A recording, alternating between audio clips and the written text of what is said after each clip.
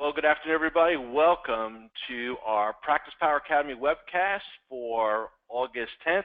Hope you're all having a great start to the month here. It's obviously hot all over. And what we want to do in our webcast today is a couple different things.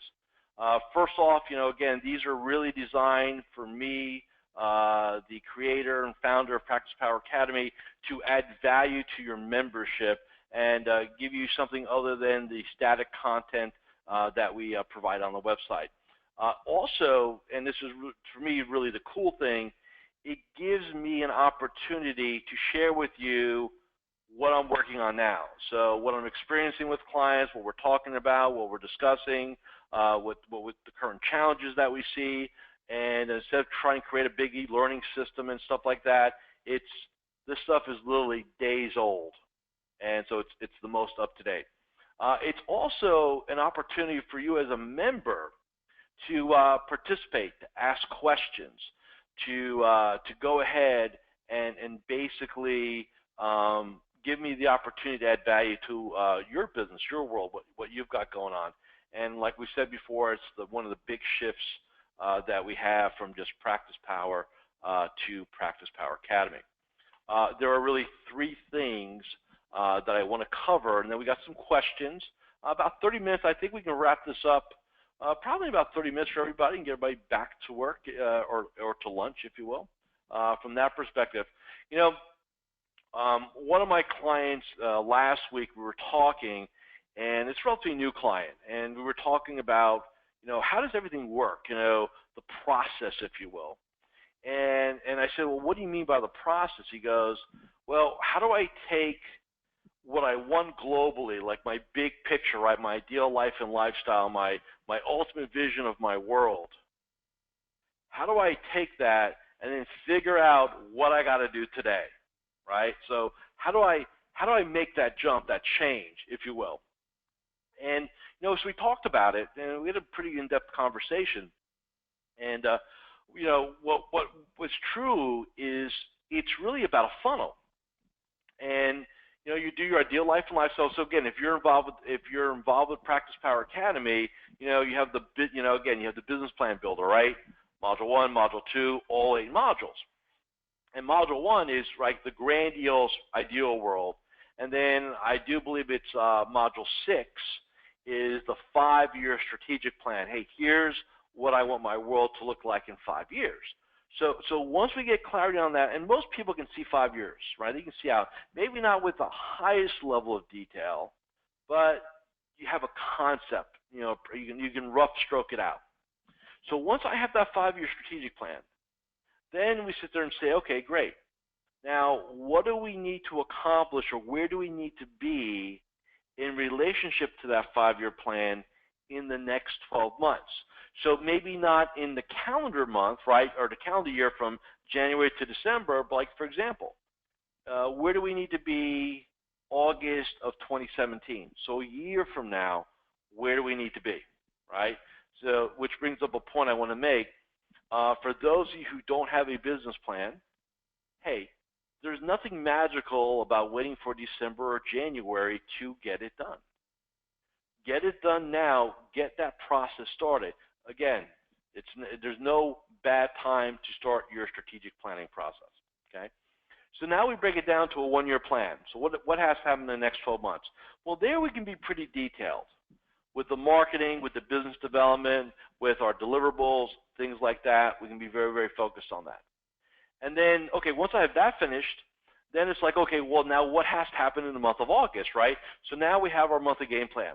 So whether you're using the ones that we have on PracticePower Academy, you have your own version, you use the Excel file, which is in the Practice Management Center, you come up with your very tight 30-day plan, right?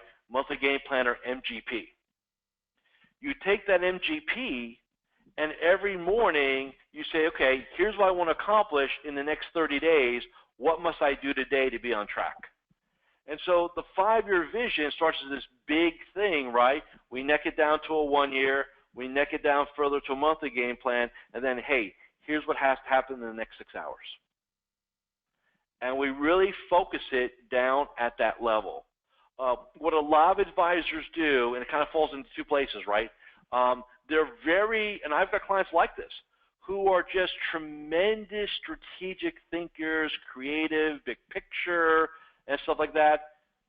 And they actually struggle even coming up with one-year goals. Like, I've got to sit with them and say, okay, I can't get into names, but for example, so like Mike. Mike is a visionary, bright guy, right? Totally unorganized. And so for him to sit down and say, well, here's what I want 5 years from now, and he struggles with the one-year plan. I mean, I've got to literally sit with him physically and say, okay, let's extrapolate this out. Let's look at what makes sense and stuff like that, and literally have got to push him through the funnel to get it down to a daily game plan that he and his team can use to be focused, right? So that's the extreme on that side. Strategic thinkers have no clue what to do today.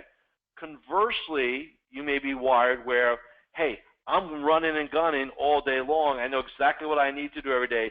I have no clue on 5 years. I can't even think about it, right? So that means you're a very tactical thinker. That's the way you're wired. You need to develop that strategic concept. Otherwise, here's what you have. You have a career that's a series of one-year startups. You know, I've got a 30-year career. It's like startup again, right? Because you don't merge them together and get balanced. So 5-year strategic plan, 1-year plan, MGP, DGP, right? That's the success funnel. So just keep that in mind. Okay. Next thing to discuss is, and this happened the other day to me, one of the things I do with my personal clients is, and just to be on the record, I'm not a highly technical person. That's what I call a stat freak, and I want all this data and stuff like that. Even with that being said, there are things that are relevant to every business in this industry. I don't care if you're an RIA with a huge practice, an RIA working out of their house, you're at a wirehouse, a soloist, or on a team. It doesn't matter. There are all things that need to be looked at. And so one of the things that I highly recommend is, and you can do this either at the end of the month or right in the beginning of the month, totally up to you where you think it fits, is have a strategic day and go over your business, right? What happened with our monthly game plan, right? How do we do in July? You know, how do we measure up? What's the game plan for August, right? You work on your MGP. KPIs, key performance indicators. How many contacts did we make? How many reviews did we do? How many introduction conversations do we have? How many new people did we add to our pipeline, our newsletter list? Whatever the KPIs for your business are, production, premium, AUM, wrapped assets, whatever it is for you, what are your KPIs? You need to have your arms around them every 30 days. Next, P&L, profit and loss. How much revenue came in? How much revenue came? Most advisors, this is shocking to me. And look, and I don't care if you work at a big firm and you're classified as an employee, you need to still consider yourself an entrepreneur or business owner. I mean, that's just incredibly important to do. You need to look at your monthly P&L. I mean, I've got clients, and I finally got them around to it, where they'll now look at their P&L and understand, hey, where the money goes. Because I mean, we've all had this experience. Like, we're making all this money. It's like, man, where's all the money, right? Because it's like money in, money out. It's like a sieve. You need to get control of your economics, your tracking, your accounting. Understand where they are. Okay, incredibly important to do. Last piece, tracking. And I know I went backwards. It's just the way it kind of worked for me. Understand, like we talked about. Track everything. How many contacts, how many this, how many that. If you're using our enhanced monthly game plan spreadsheet, it's not an online form like the basic one, because it's customizable. You can find it in the Practice Management Center of PracticePower Academy. There's an area on the spreadsheet where you can actually go through it. There's a video. It's actually, you can probably find it on my YouTube channel, where I actually walk you through for about 20 minutes how to use the enhanced monthly game plan tracker, okay? And that will allow you to do your monthly game plan, track all your activities and actions. On one look, you have your world right there. So something to consider, but again, at minimum, what I'd like you all to do is figure out, am I doing it at the end of August? Am I doing it early September? Where's my strategic day going to be so I can get my arms around all this stuff, okay? Last thing is, and actually came up yesterday, so this is really, really kind of brand new stuff, is, you know, for most advisors, now look, if you're brand new in the business, and like when I say brand new, like under 3 years, maybe even under 5 years, this is still relevant, but you're still probably doing some other things. But for most of the people I deal with, most of the professionals I deal with, what we find is when we think about business development, growing revenue, which at the end of the day, look, what we really care about is growing our revenue streams, right? Growing our income, growing our profitability. What really matters is two core functions. You know, I use the word R squared, right? Which basically means reviews and referrals. I think if most advisors could master, and I mean master, not be okay with it, but really master it, where they run the reviews as I like them run, you know, in terms of how they're sitting. There's a whole e-learning series on how to run reviews in the Academy, in the Practice Management Center. But most advisors do reviews either A, begrudgingly, B, not at all, or C, as a fee justification vehicle. So in other words, they do them and they focus on the portfolio, and they focus on the performance, and they focus on the markets, and they focus on the economy, right? And it's all a very technical process. And oh boy, Mr. and Mrs. Client, don't you feel so good? I want all the stuff that you could care less about, and now you can continue to pay me my fee, right? Because that's what most advisors do. What you want your review to really be about are their goals, their life, what's going on, are we on track, how's our relationship, and then you want to then, if everything's cool, you now want to go ahead and talk about, you know, additional business, referrals, introductions, things like that. So you want to take your reviews and turn them into this fee justification vehicle / reporting process. You now turn it into a business development process. And for a lot of my clients, when they get this, it's a game changer. Because now we're doing the same function, but now we're leveraging. And that's a huge differential. The second R is referrals, right? Mastering that process. Understanding about the languaging, how to ask every day, each day, making it part of the review agenda, making it part of your touch base calls, all those things, right? I would say for a lot of you on this call and part of this webcast, if you would just focus on those two things, it would make a huge difference for you in terms of your results. You'd be working both efficiently and effectively, and that's really, really, really powerful, okay? All right, so just some things I wanted to hit on that, you know, came up in my conversation, and just for, not that you probably care about this, but in a typical week,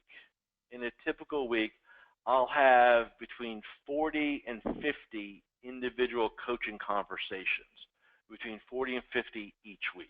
Okay, so this gives me an opportunity to share with you kind of what's going on, what I'm seeing. So those are some of the topics I just wanted to cover this week. Now, let's pivot into what some of the members wrote. Bill asked the question, hey, we're moving to our new office in September. Congratulations on that. And wanted some strategies on how to take advantage of it. So, great question. Let me go ahead and, because I also have a couple clients that are going to be moving in the next couple of months, so we can talk about this. First off is I love the idea of an open house / reception. I just think it's one of the best things you can do, show off the new space.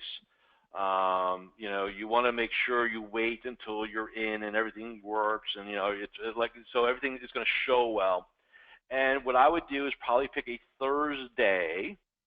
And so like if you're moving in September, depending on what time of month of September, I would probably do my open house in October, give you a chance to move in, stuff like that, prep it properly. I would do it on a Thursday evening. I would do it probably from 4 to 8. So if you have some retirees, they can pop in, say hi, hang out, and then pivot off to dinner. If you have people that are working, they can do what they need to do, pop in on their way home, and that just works really, really well, right? You know, in the conference room, again, you'd have some hors d'oeuvres set up, drinks, maybe beer, wine. That's up to you. Some of my clients do it, some don't. Totally up to you on that. And basically, you're there for that time. You're shaking hands, introducing people, giving them the nickel tour, as I like to call it, right? Showing off the new digs. You invite all your clients. You invite all your clients to bring somebody. You invite all the people in your pipeline / your prospects. You invite all your centers of influence, CPAs, attorneys. You literally invite everybody, right? Most will not come. Don't be surprised. But the invitation itself carries a lot of value. Hey, we're expanding. We're moving up. We're more successful. It's always a great message, so we want to take advantage of that, right? So you invite everybody to come, and you just act as a great host. Now, as far as sequencing goes, you need probably about 6 weeks to market this, right? So you pick a date in, let's say, early October on a Thursday. You would once you say that's when we're doing it, you would immediately send out a save the date note via email, most likely to the list, right? Hey, save the dates. We're moving to our new offices. We're going to host this really cool reception Thursday, October, blah, blah, blah, 4 to 8 o'clock, right?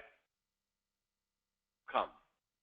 And then what you would do about 2 to 3 weeks out, you would send another note out, and then another, and then you would slowly, probably 3 to 4 times, you would remind people of it. Now the next question is, do I RSVP or I don't? I would say get RSVPs, but if somebody shows up, fine. And the only reason why you want to do RSVPs, even though it's quote unquote an open house / reception, is logistics. How much finger food am I going to need?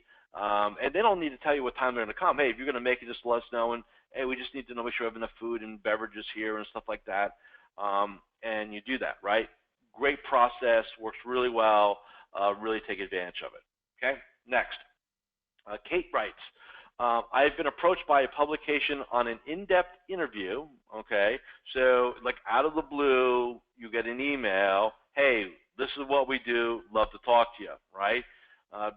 My thing is beware strangers bearing gifts.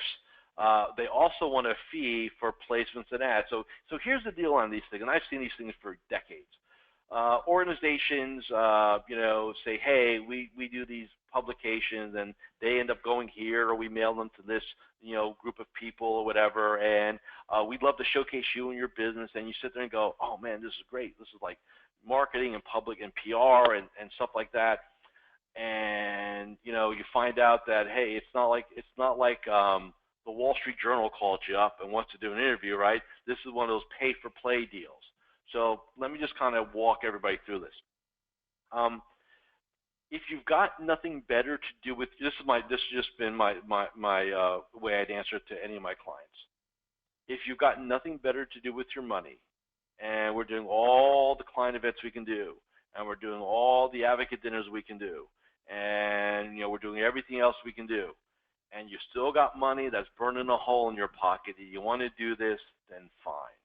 However, it is nothing more than a social proof / puff piece. Remember that, right? It's rarely going to result in people calling you. And look, and I've had clients that have done these five-star advisors in Texas and here and there and all the above. And it sounds nice, and you get to put a little thing on your website, and oh, it's cool. Nobody's going to call because of it, all right? So if you want to do it, fine, but it's not a lost opportunity if you don't. If the local TV station called you up and said, hey, we'd like to come on and talk about Brexit or whatever, great. Or the local paper wants you to interview you, that's great. I mean, if it's what I call mainstream, traditional media, even what I'll call mainstream known websites, if they want to do it and they're not going to charge you because they really want the content, right? They really want that information and you're not paying for it, I am more excited about those opportunities than some pay-for-play deal. So I'm just being very upfront with you on it, Kate. If you want to do it, I get it, but just be very clear, it will not make the phone ring, okay? Lou wrote, and he just wrote this morning, as a matter of fact, hey, when is it appropriate to ask someone you just met for referrals? So my question is, if you have rapport and they seem to like you and you like them, it could be appropriate right there. It's a question of how you language it. So, for example, Lou, if you and I met, and I know you're from Jersey and I'm from Jersey, so if we were hanging out somewhere in Jersey and we just met, and I went to you, hey, we chit-chatted and BS, and I say, hey, Lou, man, it's great meeting you. Hey, by the way, can you hook me up with some names, right? People I can call, right? Or can you send me some names, or who do you know, right? Probably going to not be met really well with a sure. It's going to be more like, man, that person's really pushy, or what a pain in the tail, or what a jerk, whatever it is. So you don't want to language it that way. The way you would want to language it would be, hey, nice meeting you. By the way, if you just happen to run across somebody that you think I should meet, I hope you keep me in mind, and I'll do the same for you, right? So something like that would be great. If they're a new client, and in this case it says just met, so I'm going to go on the premise it's not a client.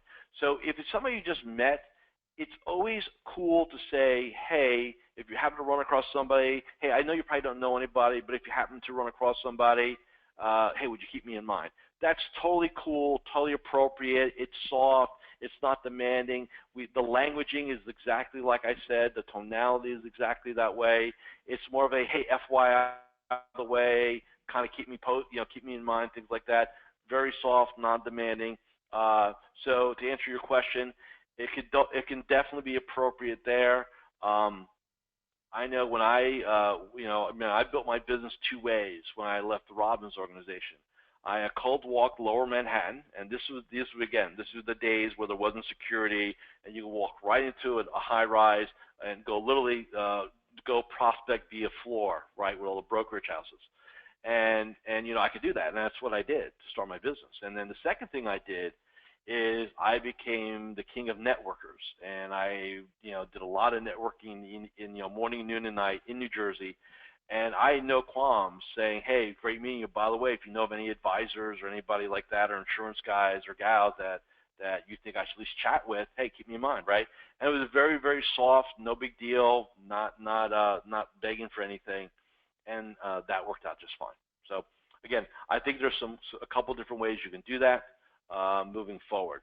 And I just want to grab the screen real quick to see if there's any questions that anybody has, because we still have a few minutes left here before we kind of wrap up today. So if there are any questions, and I think Paul has one here. Paul writes, I'm going to try to pull it up. So Paul, are fees going lower? What are you seeing as overall account fees for clients with 500,000, 1 to 2, 3 to 4? So, okay, I'm going to answer the question with a real, it's not a beg out. I'm going to say it depends. Excuse me, it depends.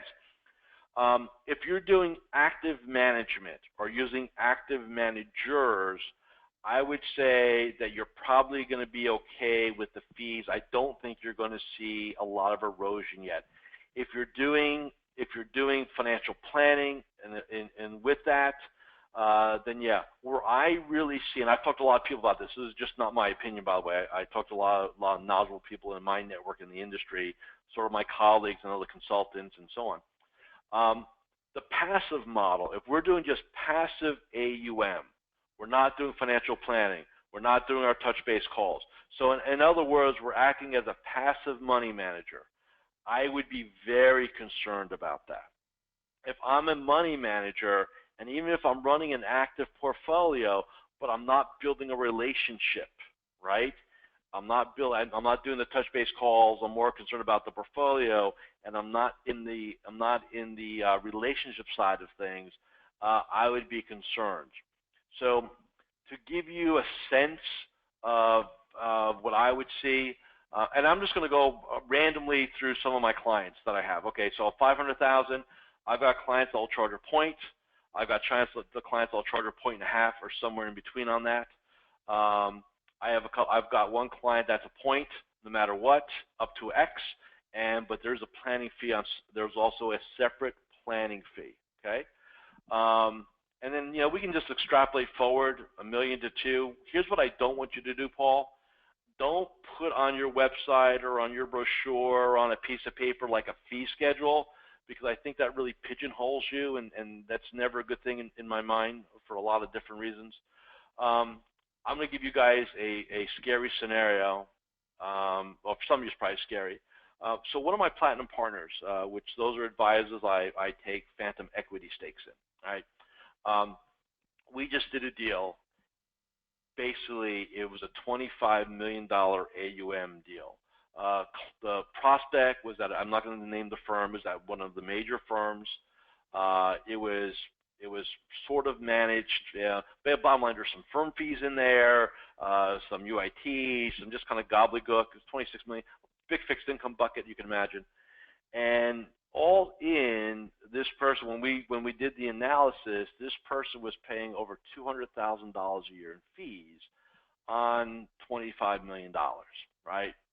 So he didn't know that at the time, and trust me, he got sticker shock, and he had to validate. He actually went back a couple times to verify the math on the deal, and it was what it was. Here's how we got the deal. Now, this is an independent side. So again, wirehouse is, again, it's a little bit different animal.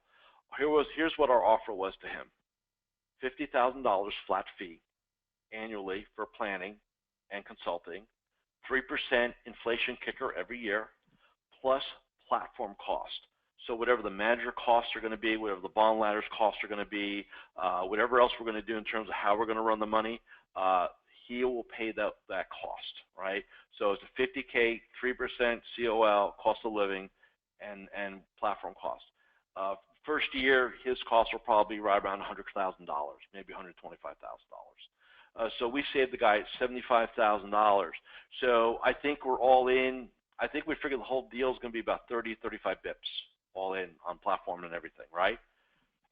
The firm the money was at, and it was a major firm, couldn't even contemplate conceptually how to price that to beat us, and they couldn't.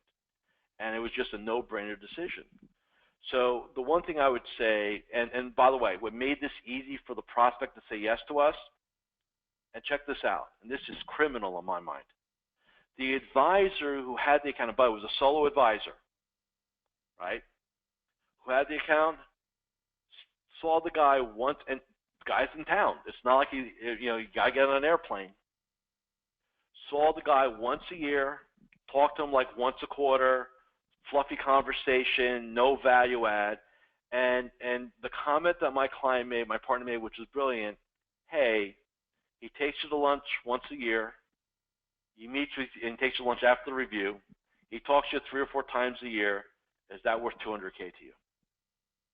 And you can imagine the answer to the question, right? So my point is this. You've got to be in the value add business. If you're just thinking, and this, Paul, it's not directed at you personally, just globally now. If your concept is, well, I'll do some cool financial planning, we'll run money, and that will get it done for us. Hey, that's the commodity. That will be the commoditization of everything. It is really about adding tremendous value, financial planning, life coaching, communication, consulting, anticipation of needs, all those things. If we're in that space, I believe we'll be fine. There's a lot of talk about the robos out there, a lot of talk about them. I think a lot of misplaced fears, and I mean that sincerely. When I first looked at the robo scenario, I was like, this is interesting. And then when I start to see how it was being applied and who was doing it and kind of where it kind of fit, here's what I found, which is interesting. Robo platforms are still going to be very much the realm of the do-it-yourselfers who want a little bit something extra, but are cheap. Not our space, right? At all. And I think that's what we need to remember. I think for everybody on this call, and by the way, everybody on this call, and I don't know, and for a lot of you, I don't know exactly the detail of your business models, platforms, philosophies, and so on, but I will say this. When your firm or your custodian gets you a robo-automated platform, it will be a great tool for you for the following reasons. It'll be a place to put the smaller relationships that you get. It'll be a place to put the children of your clients. So now they, in essence, hire you through that robo platform, and yet we have an automated process, so they're not sucking up time, but yet they're still a client of ours. So from my perspective, when I talk to my clients about how we go ahead and look at this, I say it's a tool. It's what it is. It's a tool. It's a bucket. It's a system we can use for certain areas of business.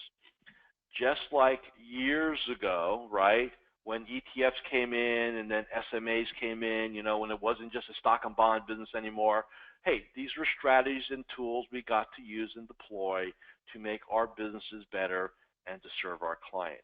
So again, I just think there's some opportunities there from that perspective. So Paul, for you, again, if you're doing just kind of basic planning and basic passive AUM and we're not really adding a lot of value, yeah, I think at some point you're going to see some fees. I mean, we think passive portfolios not associated with financial planning. So hey, you're just running money, and you're just, you know, whether you're running in house or through a manager. I mean, we could see that 5-10 years from now. We could see that being a 50-bit business, quite frankly, you know, and it wouldn't surprise me that way. So I think fees will, for pure asset management passively, yes, fees will go lower. If you're doing some level of active management, financial planning, consulting, the value add that way, I think you have a moat around yourself for a while from that perspective. So just kind of keep that in mind, okay? All right. I don't know if there's any other questions right now I see on the board. Let me see. Nope, we answered Paul questions, so we're good. 12:33, so pretty cool. We will be back here a week from now, so recordings will be put up in PracticePower Academy. You'll get an invitation early next week for our next call in the month of August, which will be, again, exactly 7 days and 7 days from now at noon Eastern. Please stop by. Submit some questions. Let me add value to what you're doing for you and your businesses. With that being said, thank you all for being here. My pleasure to serve you. See you all next week.